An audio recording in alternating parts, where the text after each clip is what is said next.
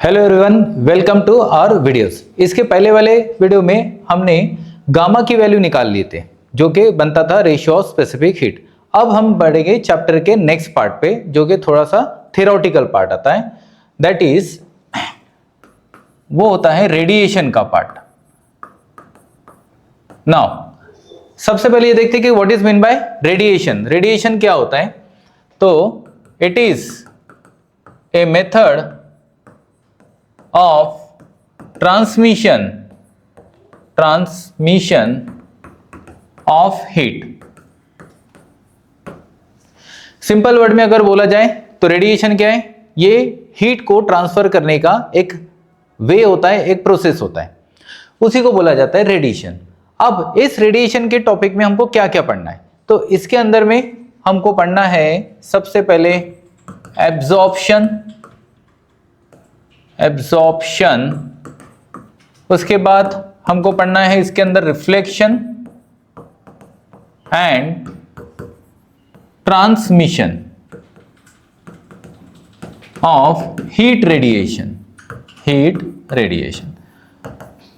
अब ये तीनों फिनोमिना कहीं ना कहीं एक दूसरे से अटैच होते हैं।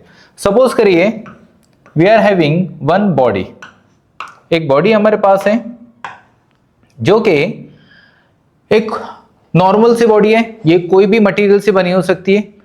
तो अगर इसके ऊपर में कुछ रेडिएशन हम फॉल कराते हैं, सपोज करिए क्यू नाम के हीट रेडिएशन फॉल हो रहे, तो ये बॉडी क्या करती है? कुछ रेडिएशंस को रिफ्लेक्ट करती है, that is indicated bye Q R. कुछ रेडिएशंस को वो हो सकता है एब्जॉर्ब करे, तो विच इज इंडिकेटेड बाय क्यू, और कुछ रेडिएशंस को वो ट्रांसमिट भी कर सकती है, that is indicated bye Q T. Again ये डिपेंड करता है बॉडी के नेचर के ऊपर में कि वो कौन सा पार्ट ज्यादा दिखाएगी, या हो सकता है कोई पार्ट वहां पे शो ना करे। तो Q R amount of heat reflected, Q A amount of heat absorb, और क्यू टी जो बना वो अमाउंट ऑफ हीट ट्रांसमिटेड। तो हम यहां पे लिख लेंगे क्यू क्या है, तो हम बोल देंगे इंसिडेंट हीट रेडिएशन या हीट एनर्जी। क्यू ए तो हम इसे लिखेंगे amount of heat absorbed.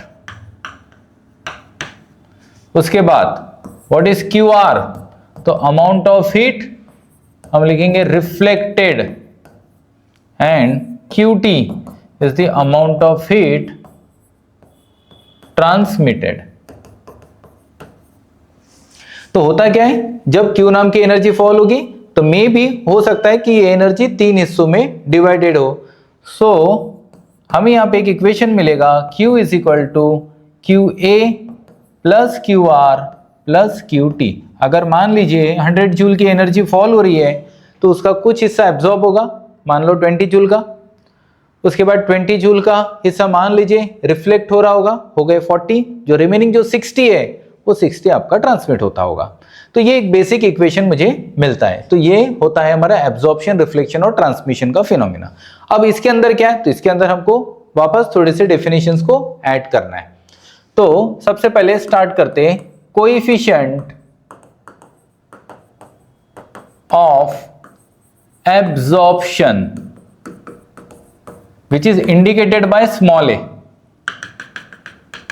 Definition पूछ सकते हैं 1 मार्क्स के लिए।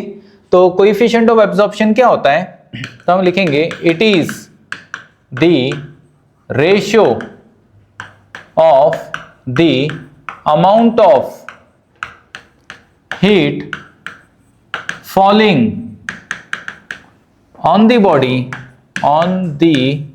Body to amount of heat absorbed by the body।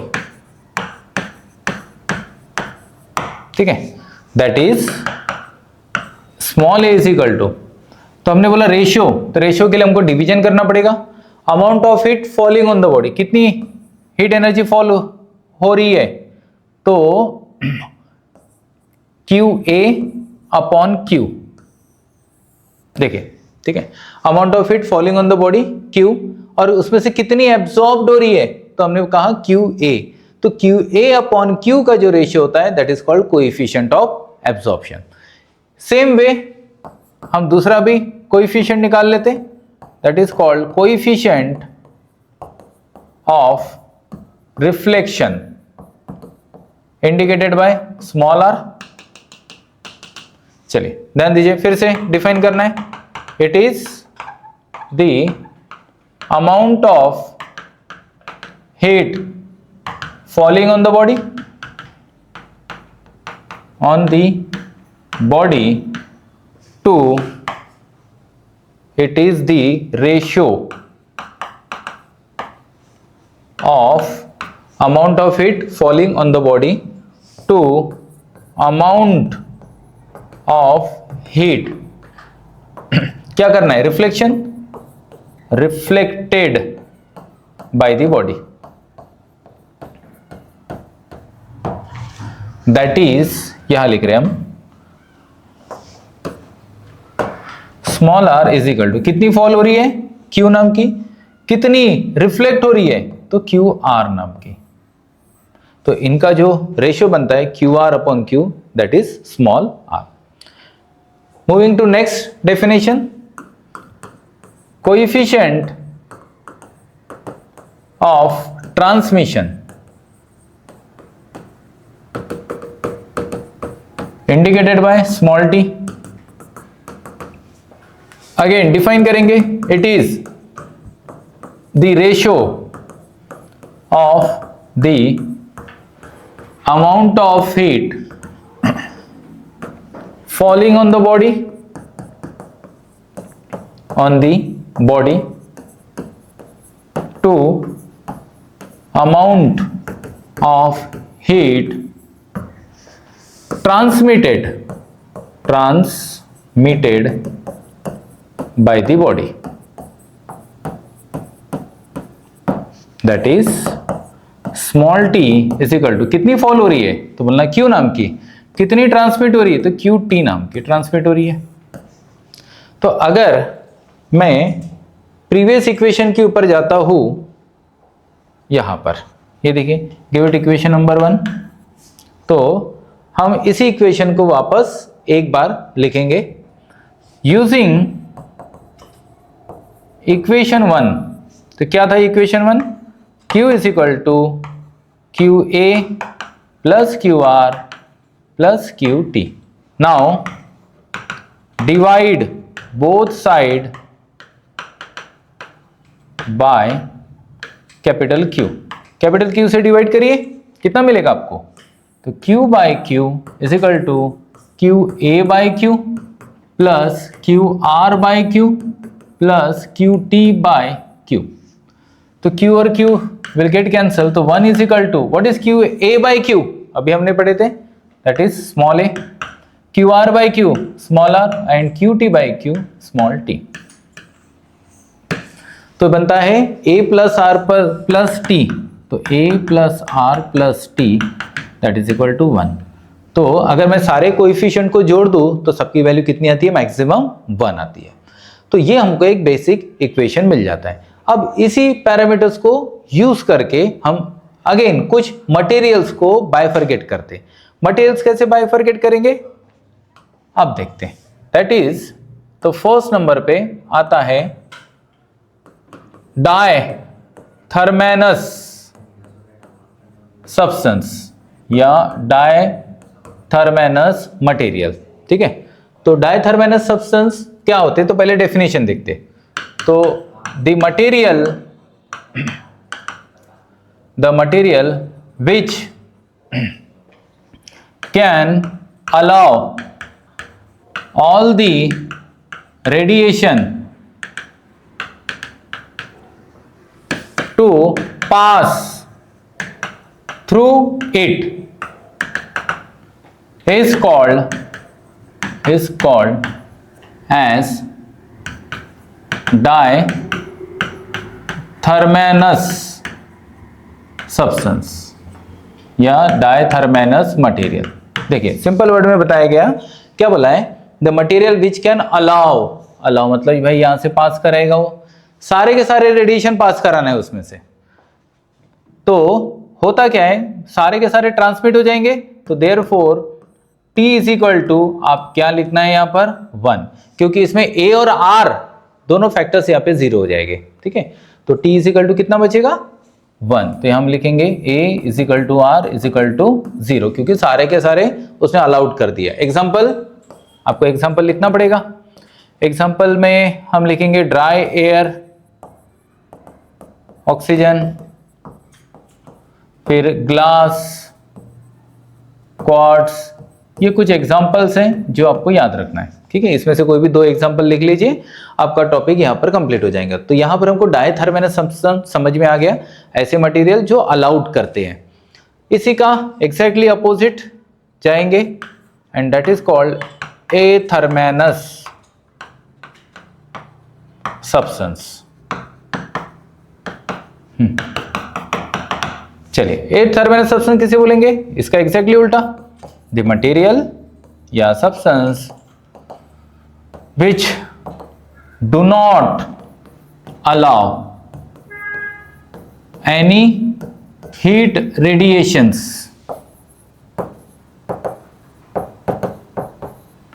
to pass through them, ये किसी को पास नहीं होने देता, we do not allow, ठीक है, किसी को पास नहीं होने देता, radiation to pass through them is called as athermanous substance. चलिए एग्जांपल, अच्छा एग्जांपल के पहले हमको ये बताना है कि किसी को भी ट्रांसमिट नहीं करने दे रहा, मतलब T कितना हुआ 0, ट्रांसमिशन नहीं हो रहा है। So therefore A plus R plus T is equal to 1, तो A plus R is equal to कितना होगा 1। आई बात ध्यान में, क्योंकि ट्रांसमिशन का फैक्टर यहाँ पे 0 हो गया, या तो रेडिएशन एब्जॉर्ब होगी या तो रेडिएशन रिफ्लेक्ट की जाएगी। एग्जांपल में आप यूज कर सकते हैं वुड, उसके बाद कॉपर, ठीक है, उसके बाद बेंजीन। तो ये कुछ एग्जांपल्स होते हैं जो ऐसे मटेरियल कहलाते हैं एथर्मेनस जो अलाउड नहीं करते। तो ये होता है तुम्हारा डायथर्मेनस और एथर्मेनस सब्सटेंस। नेक्स्ट टॉपिक आता है हमारा परफेक्टली ब्लैक बॉडी। डेफिनेशन में पूछ सकते हैं, ठीक है। अब परफेक्टली ब्लैक बॉडी क्या होता है, बड़ा सिंपल सा टॉपिक है। The body which absorbed all the heat radiations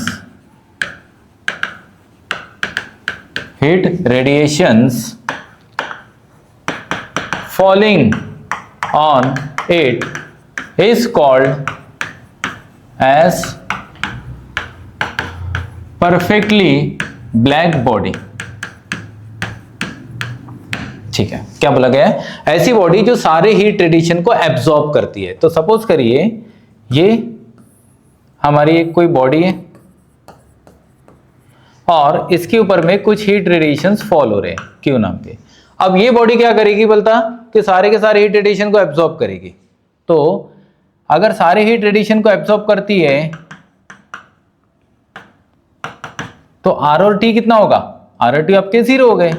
तो A इज इक्वल टू कितना होता है 1, किसके लिए, परफेक्टली ब्लैक बॉडी के लिए। अब नेचर में ऐसी कोई बॉडी नहीं है जो परफेक्टली ब्लैक बॉडी हो। ब्लैक बॉडी होती है, जैसे हम भी अगर ब्लैक कपड़े पहनते हैं तो हीट हो जाते हैं, मतलब they are absorbing the heat radiation.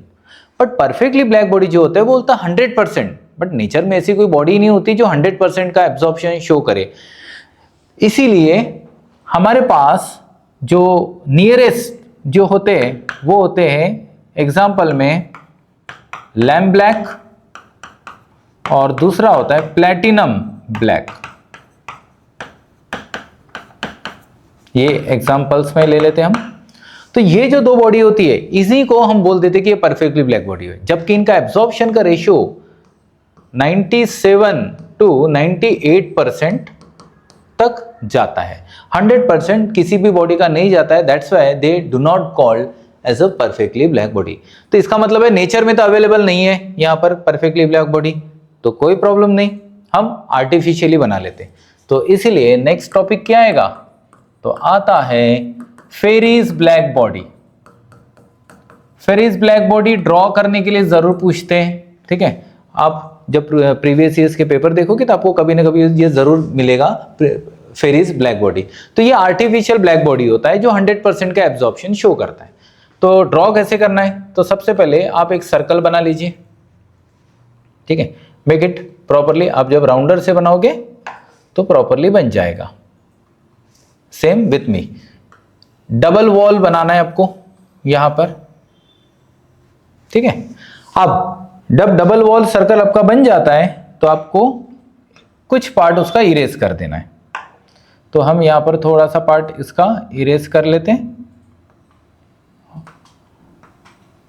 ठीक है। तो हमने क्या शो कर दी, यहां पर एक ओपनिंग शो कर दी। अब यहां पर क्या क्या लगने वाला है देखते हैं। तो सबसे पहले हम यहां पर एक कोनिकल प्रोजेक्शन लगाते हैं, ठीक है। और जब आपको ड्रॉ करने के लिए बोला गया है तो उसका एक रूल होता है लेबलिंग का। तो लेबल जब भी करोगे तो आपको स्केल और पेंसिल्स यूज करना है। तो जैसे मैं यहां पर शो कर रहा हूं कोनिकल प्रोजेक्शन, यहां पर आपको ऐसे डॉट डॉट में शो कर रहा हूं,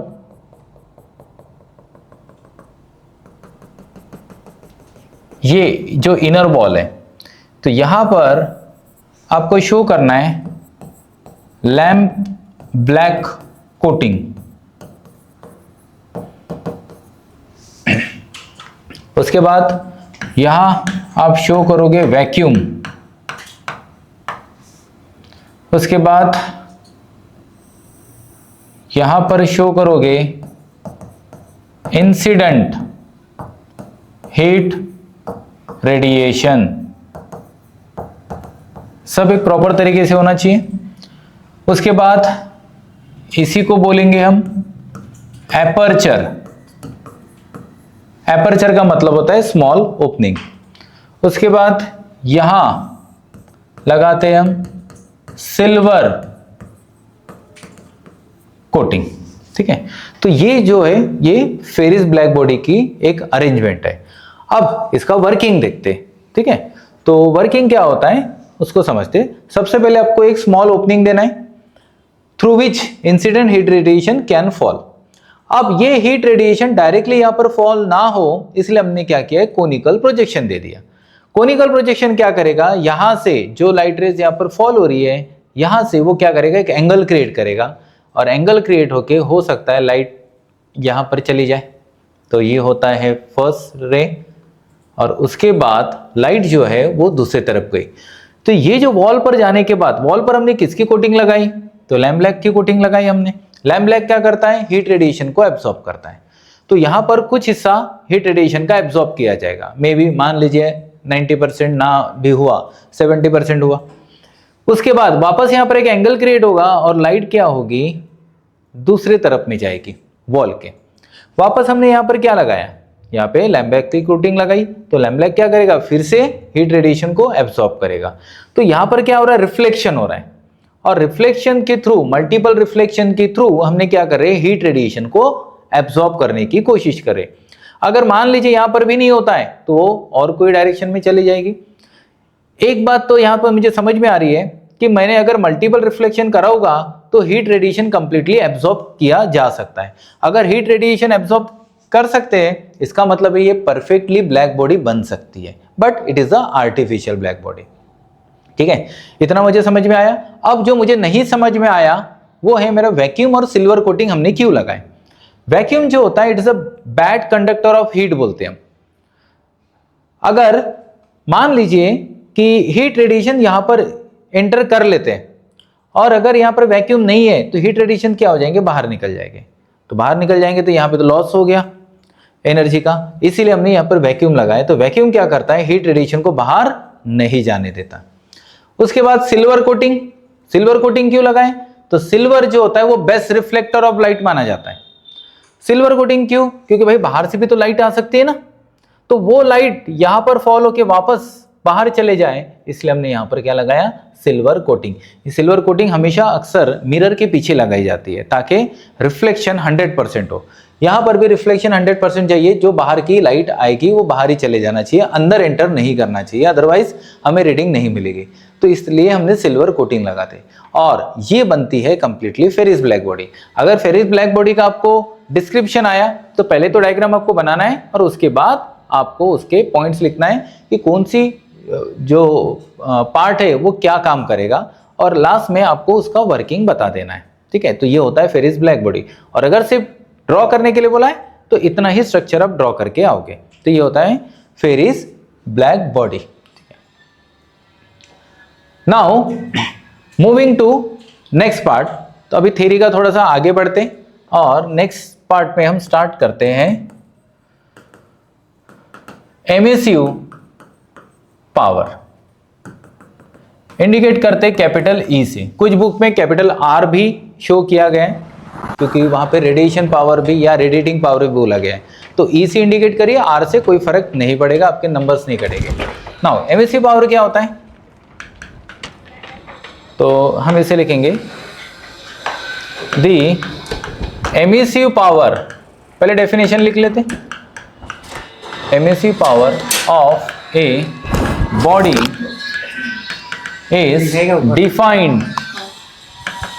is defined as the amount of heat radiated by the body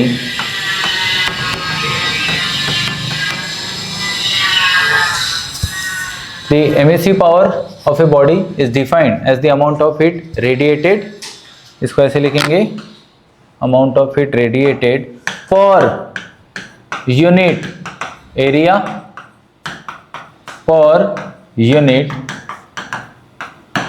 time. ठीक है, दैट इज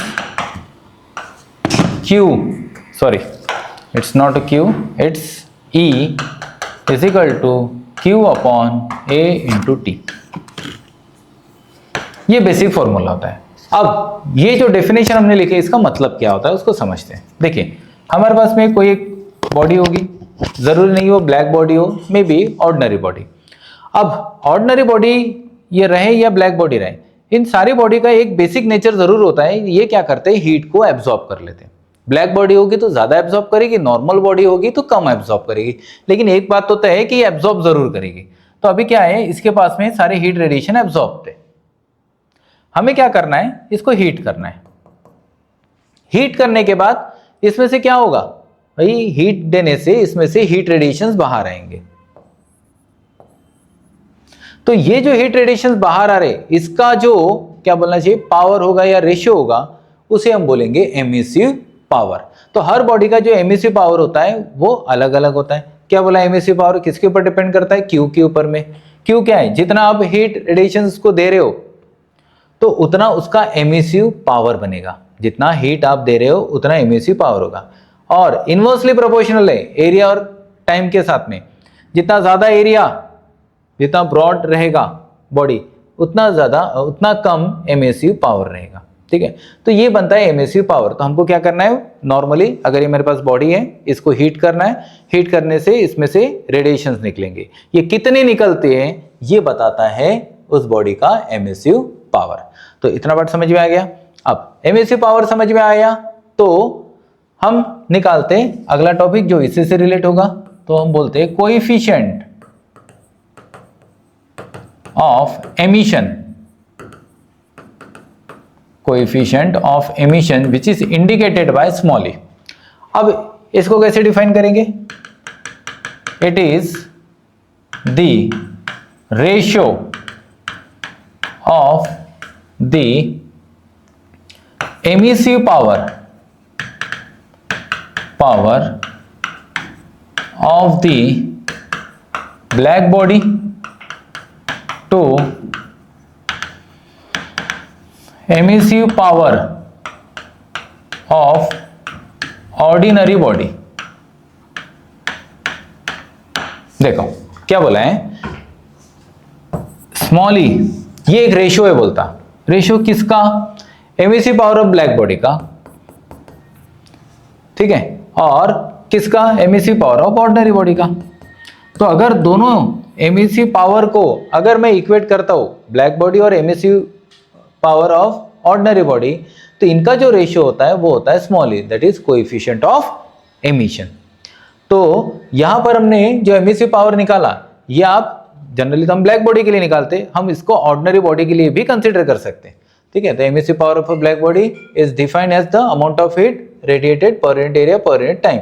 तो ये जो होगा ये ऑर्डिनरी बॉडी के लिए भी बन सकता है और ब्लैक बॉडी के लिए भी बन सकता है। अब इन दोनों बॉडियों का जो अगर मैं रेशियो लेता हूं तो बनता है कोएफिशिएंट ऑफ एमिशन। अब इसमें एक और चीज हमको मिलती है, वो होती है ई की value. E is equal to 1 होता है किसके लिए? तो बोलना फॉर ब्लैक बॉडी के लिए। अब सवाल ये है कि e is equal to 1 black body के लिए कैसे बना? तो दोनों का रेशियो लेना है। दोनों किसका? देखो emissive power of black body को इक्वेट करो emissive power of black body के साथ में। जैसे for example E is equal to EB upon EB। जैसे फॉर एग्जांपल हमारे मार्क्स कंपेयर करने हैं, तो हमारे मार्क्स अगर कंपेयर करने हैं किससे करेंगे? क्लास का जो टॉपर होता है उसके साथ करेंगे। तो ये क्लास का टॉपर है EB, और ये ऑर्डिनरी बच्चा है, ये 90% वाला बच्चा है, ये 60 या 70% वाला बच्चा है। लेकिन क्लास टॉपर के मार्क्स क्लास टॉपर के साथ ही इक्वेट करेंगे तो क्या हो जाएगा? E इज इक्वल टू 1, क्योंकि दोनों कैंसिल हो जाएंगे। और दूसरी चीज E लेस देन 1 होता है किसके लिए? फॉर ऑर्डिनरी बॉडी के लिए। ऑर्डिनरी बॉडी के लिए E इज इक्वल टू कितना होगा? E less than 1। क्यों? क्लास टॉपर के मार्क्स कितने हैं? 90, और नॉर्मल बच्चे के मार्क्स कितने हैं? 70। तो 70 अपॉन 90 करोगे तो हमेशा E की वैल्यू लेस देन 1 आती है। तो ये वैल्यू सबको बस याद रखना है और फॉर्मूला याद रखना है। एक चीज यहां पर रहेगी हमारा SI यूनिट, तो SI यूनिट को हम यहां पर ऐड कर देते हैं। Q का क्या होता है? जूल, और एरिया मीटर स्क्वायर टाइम का सेकेंड, तो बनता है जूल पर मीटर स्क्वायर सेकेंड। तो ये बनता है आपका एमिसिव पावर, और ये होता है coefficient of emission.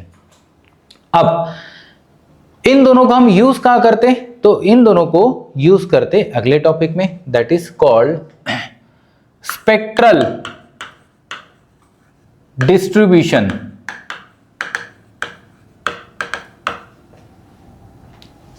Of radiation.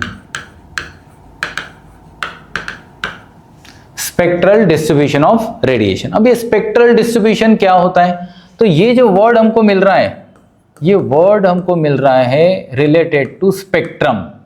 Spectrum क्या होता है? तो स्पेक्ट्रम जो होता है वो मल्टीपल कलर्स जब साथ में आते then it is called as spectrum. एक कलर्स को नहीं बोलेंगे, लेकिन जैसे हमारा रेनबो, तो रेनबो इज अ स्पेक्ट्रम। क्यों? क्योंकि यहां पर मल्टीपल कलर्स आ रहे हैं।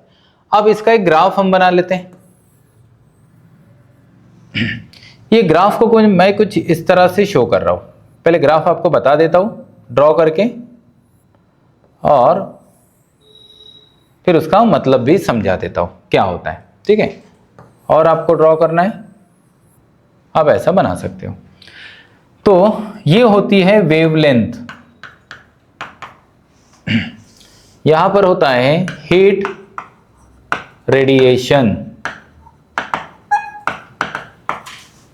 यहां मैं टेम्परेचर शो कर रहा हूं, लेट अस से 1000 केल्विन। यहां मैं टेम्परेचर शो कर रहा हूं 1200 केल्विन। यहां मान लीजिए टेम्परेचर शो कर रहा हूं 1400 केल्विन। यहां मैं टेम्परेचर शो कर रहा हूं 1600 केल्विन। अब यहां पर मुझे क्या दिखाई दे रहा है? तो एक छोटा सा सिंपल सा मुझे चीज दिखाई दे रही है कि सपोज करिए हमारे पास एक बॉडी दी है, ये कोई भी बॉडी हो, ऑर्डिनरी बॉडी या ब्लैक बॉडी। हमें क्या करना है? इसको हीट करना है, क्यों दे देना है। हीट देने के बाद क्या होगा? इसमें से हीट रेडिएशंस बाहर आएंगे। ये हमको चीज समझ में आ गई। कैसे पता चलेगा हीट रेडिएशन बाहर आ रही है और स्पेक्ट्रल का इसके साथ क्या लेन देन है? तो हमको एक चीज पता है कि जो कलर्स होते हैं लाइट के वो डिपेंड करता है वेवलेंथ के ऊपर में, करेक्ट है, वेवलेंथ। तो यहां पर जो वेवलेंथ आ रही है वो सपोज करिए λ1 नाम की आ रही है।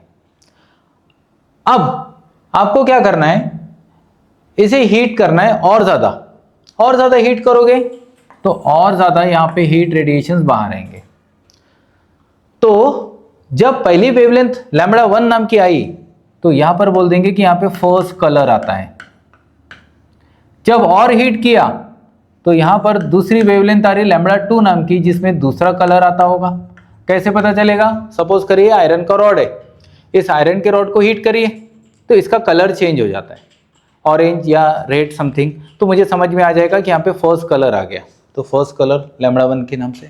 इसे और हीट करिए, और हीट करने के बाद इसमें और चेंजेस आपको दिखेंगे, इसमें एक ब्लू कलर भी आता है, तो मुझे यहाँ पे 2 कलर्स मिल गए, मेरा काम हो गया।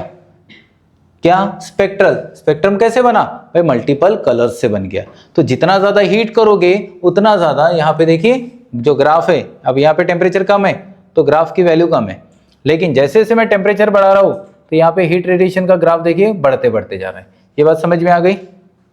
साथ में यहाँ पर एक और चीज मुझे नोट करना है, ये मैक्सिमम वेवलेंथ होती है तो इसको बोलते हैं हम लैम्बडा मैक्स। ये देखिए थर्ड वाले की और ये फोर्थ वाला है, ठीक है। सबके मैंने क्या किया, मैक्सिमम वेवलेंथ को मार्क कर दिया, ठीक है। तो यहां पर मुझे थोड़ा बहुत कुछ नई चीज भी ऐड होती हुई दिख रही, वो नई चीज क्या है वो अगले वाले लॉ में हम पढ़ते हैं, ठीक है। फिलहाल मुझे ये ग्राफ समझ में आ गया, क्यों, क्योंकि मैंने क्या किया, ग्राफ को पहले बॉडी को हीट कर दिया, बॉडी को हीट करने से इसमें से पहले कलर आ गया, एक मन में बोला रेड या ऑरेंज आएगा, और हीट करिए और एक कलर यहाँ पर क्रिएट होगा ब्लू कलर का, तो मल्टीपल कलर्स आ गए तो हम बोल देंगे स्पेक्ट्रम। बस इतना ग्राफ हमको यहाँ पर बनाना है। इसी ग्राफ के ऊपर में अगला लॉ डिपेंड करता है और उसी को बोलते हैं veins displacement law. Veins displacement law. अब वेन्स डिस्प्लेसमेंट लॉ क्या बोलता है वो समझते हैं। दी maximum wavelength of the emitted radiation, the maximum wavelength of the emitted radiation is inversely proportional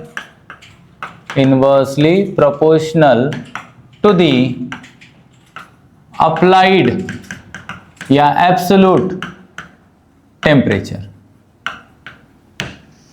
that is lambda max inversely proportional to T, therefore lambda max is equal to, ये लिखते B upon T,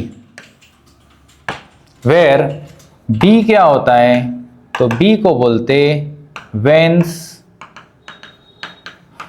constant. B को क्या बोलेंगे, veins constant. कितनी value होती है, 2.897 into 10⁻³ metre kelvin. अब ये पूरी कहानी क्या है, ये पूरी कहानी अपने पुराने टॉपिक से जुड़ी हुई है। यहां पर देखिए जैसे वैसे मैं हीट कर रहा हूं, ये ग्राफ जो है थोड़ा थोड़ा बेंड होते जा रहा है, और लैम्बडा मैक्स की वैल्यू यहां पर देखिए ये धीरे धीरे रिड्यूस होती जा रही है, मतलब पीछे जा रही है, मतलब कम होती जा रही है, और टेम्परेचर बढ़ते जा रहा है। तो मुझे एक रिलेशन जो मिला, वो रिलेशन क्या था, lambda max inversely proportional to T, क्योंकि, और इसको डिस्प्लेसमेंट क्यों बोला गया, क्योंकि लैम्बडा मैक्स का डिस्प्लेसमेंट हो रहा है, तो इसलिए इसको डिस्प्लेसमेंट लॉ भी बोला गया। तो lambda max inversely proportional to T, जैसे जैसे टेम्परेचर बढ़ाओगे वेवलेंथ जो है वो कम कम होती जा रही है। ये सारे ग्राफ कहां से निकलते, रीडिंग से निकलते, ठीक है। तो lambda max is equal to B/T। B क्या है, Wien's constant 2.897 10⁻³ metre kelvin. Theory में तो चांस नहीं है इसको पूछने के, लेकिन न्यूमेरिकल के लिए बड़े काम का है ये फॉर्मूला। तो ये हो गया तुम्हारा वेन्स डिस्प्लेसमेंट लॉ। अब एक आखिरी में जो एक लॉ आता है उसे बोलते हैं हम Stephen's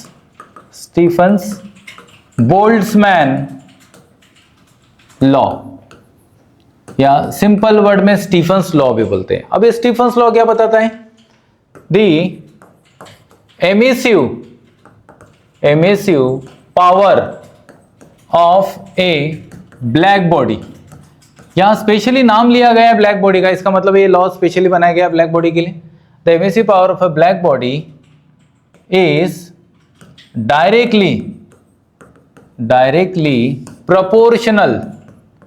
proportional to the fourth power of the temperature। ठीक है, that is E directly proportional to T to the power 4, therefore E is equal to sigma T to the power 4। ये बेसिक फॉर्मूला बन गया, where sigma को बोलते Stephen's constant. कितनी value होती है स्टीफन्स कांस्टेंट की? तो याद रखने का तरीका 5, 6, 7 10 टू द पावर -8 वैट पर मीटर स्क्वायर के टू द पावर 4। ठीक है, तो यहां पे पुटअप कर देना पॉइंट एक डेसिमल के बाद, तो 5, 6, 7 10 टू द पावर -8। तो ये होता है स्टीफन्स कांस्टेंट। अब ये पूरी कहानी क्या बोलता है फिर से समझ लो। अगेन हमारे पास बॉडी है, हमको अभी तक एक चीज तो समझ में आ गई कि जितना मैं इसको हीट दूंगा या जितना मैं उसको टेम्परेचर दूंगा उतने में क्या होगा, इसमें से हीट रेडिएशन बाहर आती है। हीट रेडिएशन बाहर आना मतलब वो क्या बताता है? वो बताता है एमिसिव पावर। वो किसी का भी हो, ब्लैक बॉडी का हो या ऑर्डिनरी बॉडी का हो, तो जितना हीट होगा उतना एमिसिव पावर बढ़ेगा। ये तो सिंपल सी टेक्निक थी जो हमको समझ में आई, बट प्रॉब्लम ये था कि इसका रिलेशन हमको समझ में नहीं आ रहा था। तो रिलेशन किसने दिया? स्टीफन्स ने दिया। और स्टीफन्स का क्या कहना था कि अगर एमिसिव पावर आपको चाहिए तो टेम्परेचर जो के साथ में जो रिलेशन है वो T टू द पावर 4 रहेगा। तो और प्रोपोर्शनलिटी साइन हटाने के बाद यहाँ पे स्टीफन्स कांस्टेंट पुट अप करना है, तो बन गया E is equal to sigma T to the power 4। इसमें और चेंजेस ला सकते हैं ऑल्सो। E क्या होता है? तो हम बोलेंगे Q upon A into T, तो therefore Q upon A into T is equal to sigma T to the power 4।